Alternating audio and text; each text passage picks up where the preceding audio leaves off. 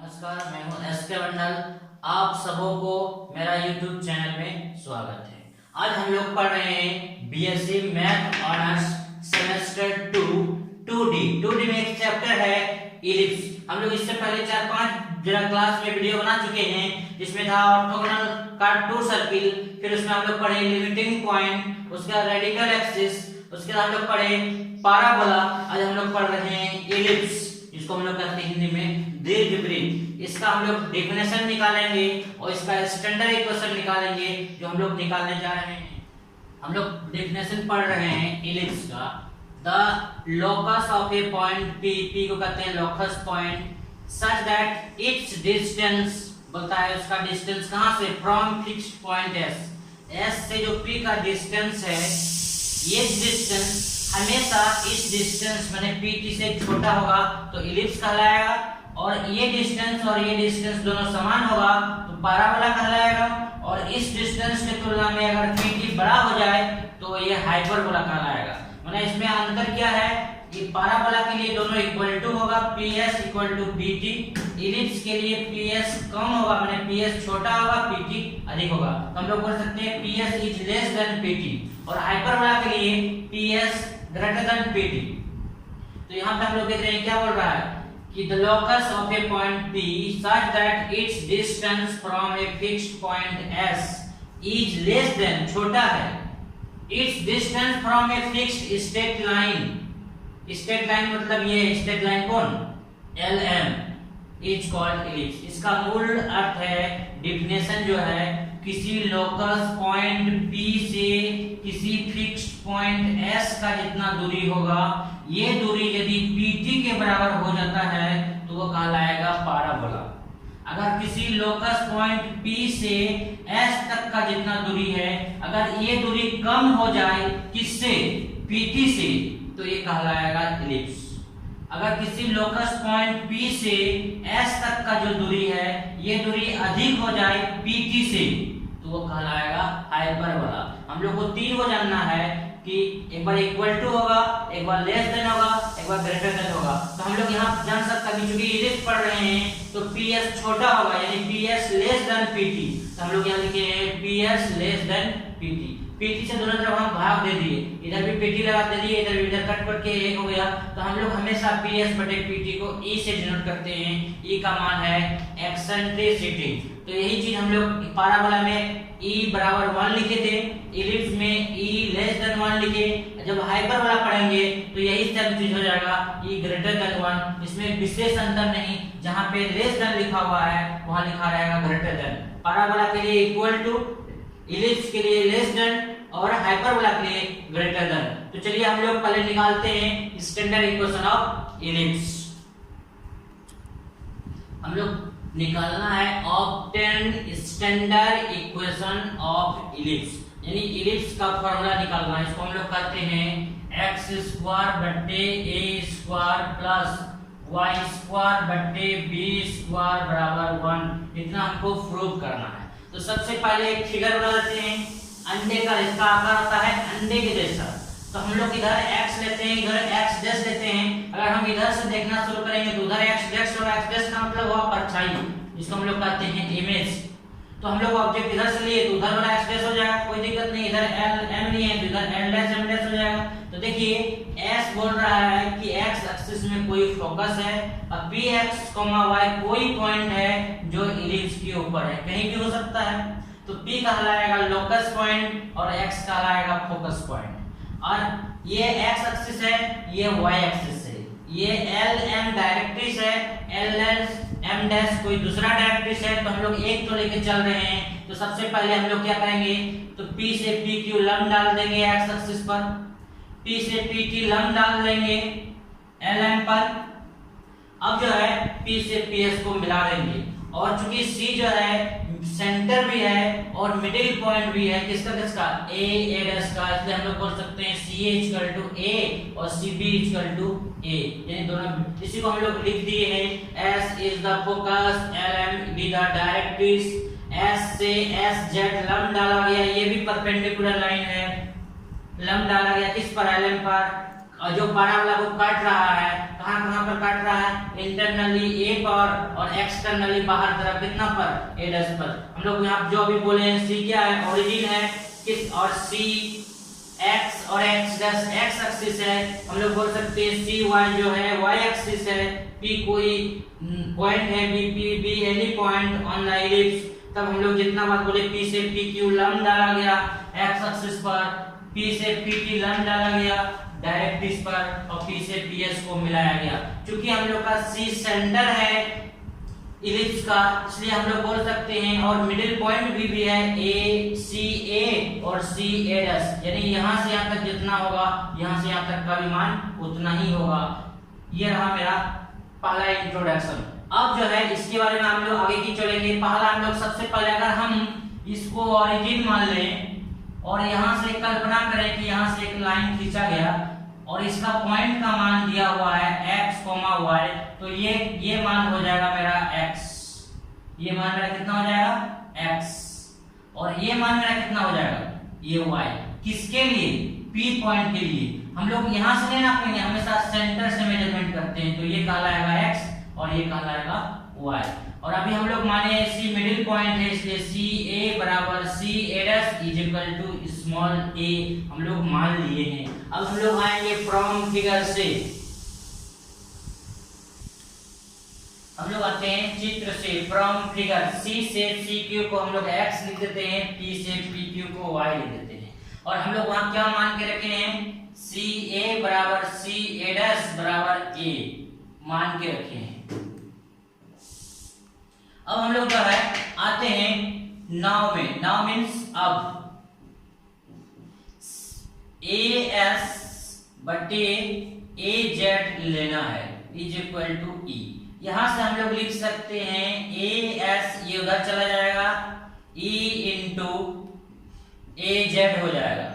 अब as को हम लोग जब नापेंगे, as यहाँ दिया हुआ है as, तो हम लोग हमेशा सेंटर से नापना शुरू करेंगे। तो हम लोग बोल सकते हैं ca माइनस cs, कंप्लीट में से इसको घटा देंगे तो ये आ जाएगा, तो बोलेंगे ca माइनस cs। अब az को क्या क्या बोल सकते हैं, az को c से नापना है सेंटर से, तो cz माइनस ca, तो हम लोग यहाँ से लिखेंगे cz माइनस ca। अब यहाँ से मेरा क्वेश्चन उठता है, ca का मान मेरा मालूम है, यहाँ a माइनस cs और e, वहां cz का मान नहीं मालूम, ca का मान मालूम है a, इसका नाम हो गया इक्वेशन 1। फिर हम लोग लिखेंगे अगेन, इसी में क्या करना है, ज्यादा दिमाग लगाने की जरूरत नहीं, a में खाली डैश लगा देना है, रटने की कोई जरूरत नहीं है, खाली एक लाइन जानना है as बटे z बराबर e, उसके बाद सिर्फ a में डैश लगा देना है।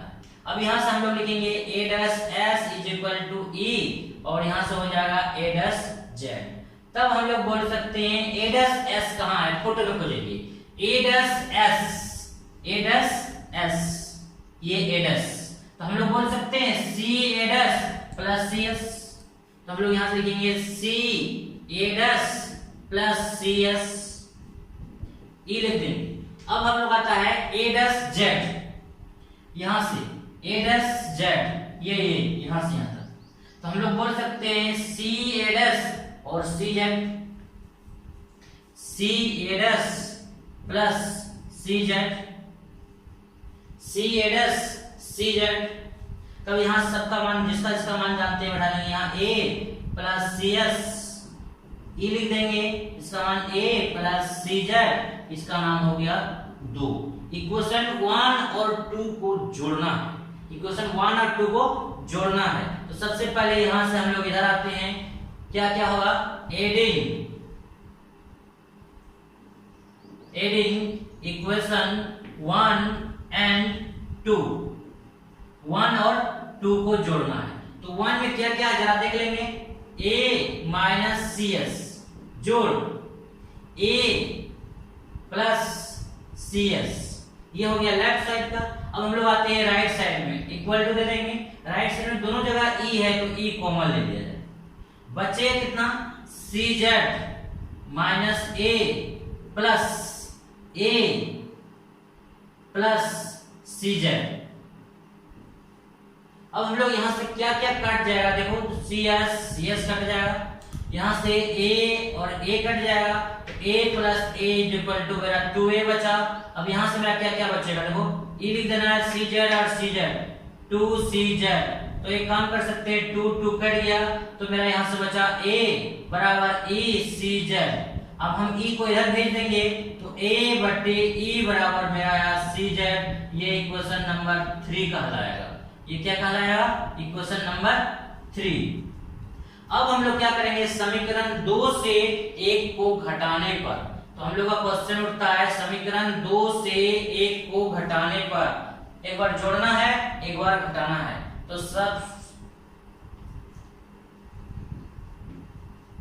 सबट्रैक्ट 2 1, 2 में से 1 को घटाना है। तो 2 क्या है, पहले लिख दो a प्लस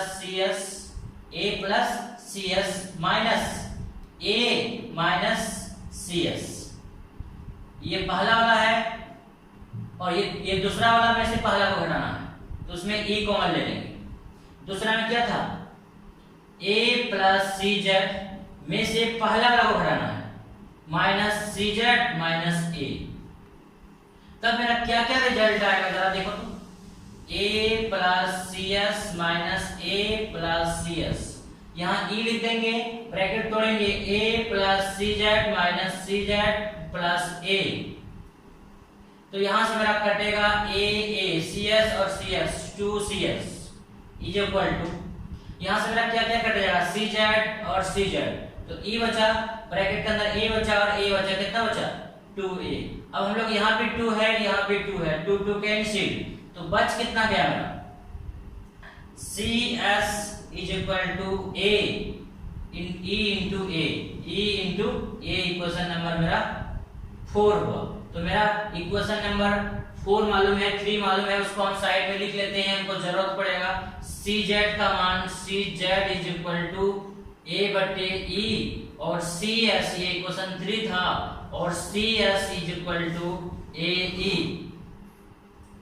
ये इक्वेशन नंबर 4 था। इसका जरूरत आपको बाद में पड़ेगा, आप सब सारा मिटा देते हैं।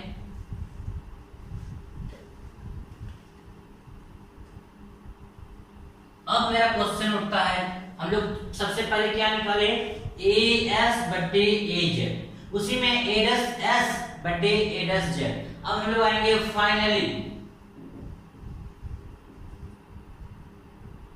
फाइनली ps बटे pt is equal to e।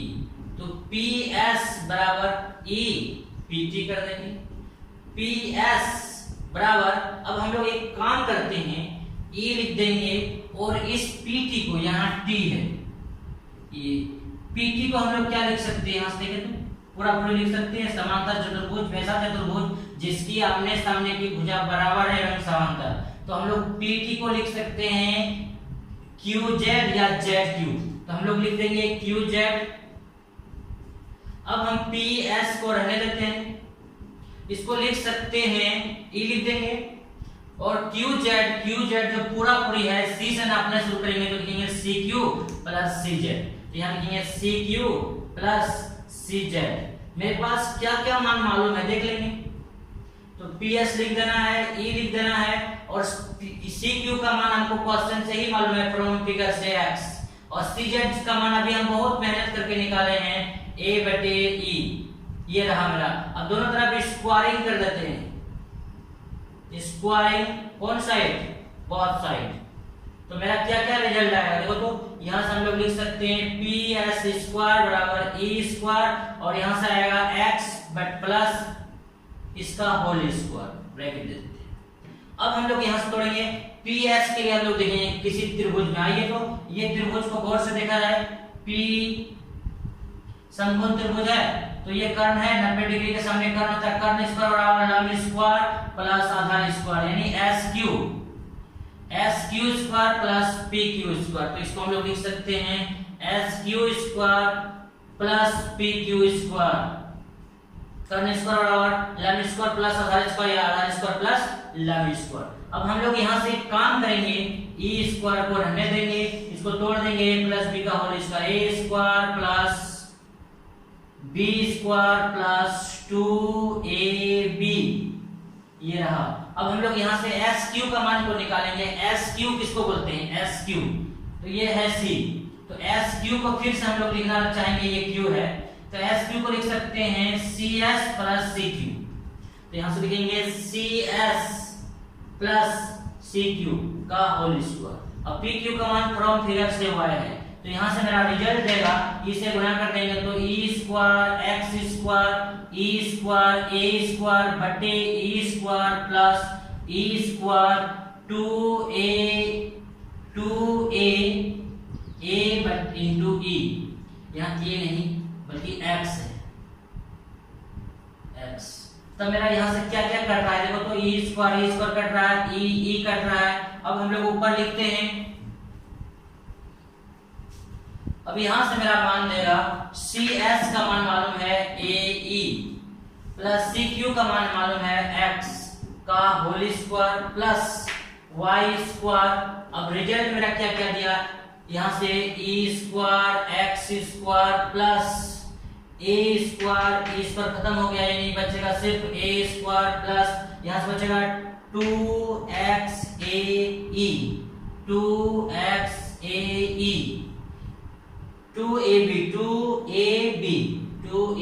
ठीक बिल्कुल सही है। अब हम लोग यहाँ से तोड़ेंगे a प्लस बी का होल स्क्वायर, फिर आ गया तो ये कहलाएगा a स्क्वायर, ये b square plus 2ab plus y square equal to e square x square plus a square 2xae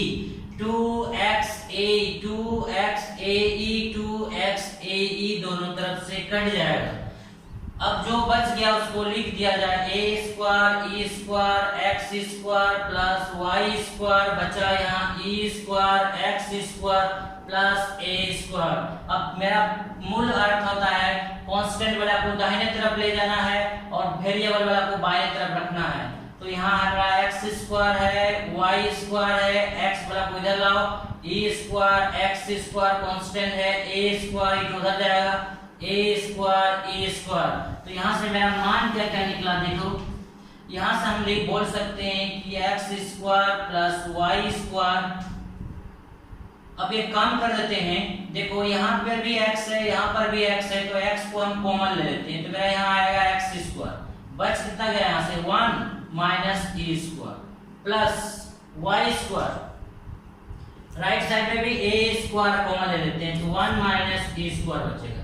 दाहिने तरफ हमको हर हाल में 1 चाहिए, तो हम डिवाइड कर देंगे, जितना रहेगा right side a square 1 minus e square, कौन साइड? Both side. तब मेरा क्या रिजल्ट देगा, देखो तो x square 1 minus e square रह गया, बट्टे देना है a square 1 minus e square plus y square बट्टे a square 1 minus e square equal to आएगा a square 1 minus e square बट्टे a square 1 minus e square. ये और ये कट गया, इसमें भी ये और ये कट गया, बचा क्या x स्क्वायर बट्टे a square plus y square बट्टे a square 1 minus e square equal to 1। इसी को हम लोग आगे लिख देते हैं, क्या क्या हो सकता है देखो। तो यहाँ से हम लोग लिखेंगे x स्क्वायर बट्टे a square plus y square बट्टे b स्क्वायर बराबर 1। ये मेरा कहलाएगा standard equation of ellipse proved. अब जो है क्वेश्चन उठता है कि यहाँ मेरा b नहीं था, तो हम लोग यहाँ लिख देंगे वेयर b स्क्वायर बराबर यानी a square 1 minus e square बराबर b स्क्वायर होता है फॉर इलिप्स के लिए। ये कहलाएगा स्टैंडर्ड इक्वेशन ऑफ इलिप्स, यानी जब भी हम लोग इलिप्स का बात करेंगे तो a square 1 minus e square equal to b square. यही जब हम लोग हाइपर वाला प्रूफ करेंगे तो a square e square minus 1, मैंने e तो आगे हो जाएगा 1 तो पीछे हो जाएगा। इस प्रकार मेरा ये जो है इलिप्स प्रूव्ड हो गया। हम लोग इससे रिलेटेड कुछ प्रॉब्लम बना देंगे अगले वीडियो में। अगर तुम लोग को इसमें किसी प्रकार का कंफ्यूज हो तो हमको उसके लिए कमेंट कर देना, अच्छा लगे तो लाइक कर देना और बहुत अच्छा लगे तो उसको जो है सब्सक्राइब कर देना, ठीक है।